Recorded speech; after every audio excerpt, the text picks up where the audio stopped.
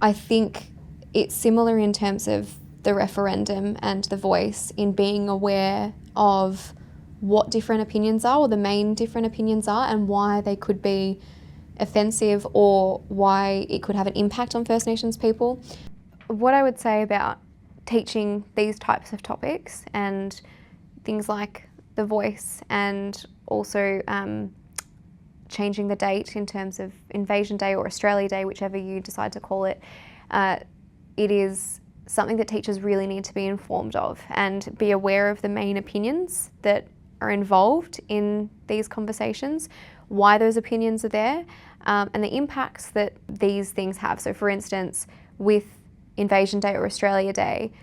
knowing the impact or being aware to educate yourself on why this would have an impact on First Nations people and why it might be seen as an Invasion Day instead of an Australia Day and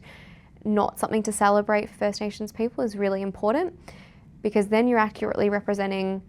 all of the opinions in society and being able to teach that to the students as opposed to one set opinion. It doesn't mean that you need to agree with that opinion, but at least being educated and informed on the different perspectives is really important, and why those perspectives exist. And, you know, even just with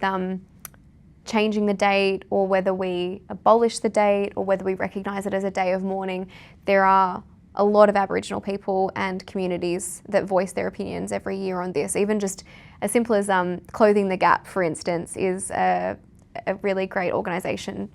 that is run by Aboriginal people, and it advocates regularly for different changes, and every year that this comes around with Australia Day or Invasion Day, they very regularly post all different Aboriginal voices on that and repost, so you can get a different perspective from different people going through there. It's really important that when teachers are teaching these topics, and the ones that have different opinions, they're aware of why those opinions exist and what they're rooted in, so that they're able to educate their students on the variety of different opinions that exist in Australia. I think it is a very important role for teachers to do their research. I think when teachers do encounter this type of material, I think it's also handy to speak to elders. I think it's necessary, obviously, for mob. Their main points of passing on history was storytelling. So not everything's going to be in books, and the only way to kind of obtain this sort of stuff is from elders.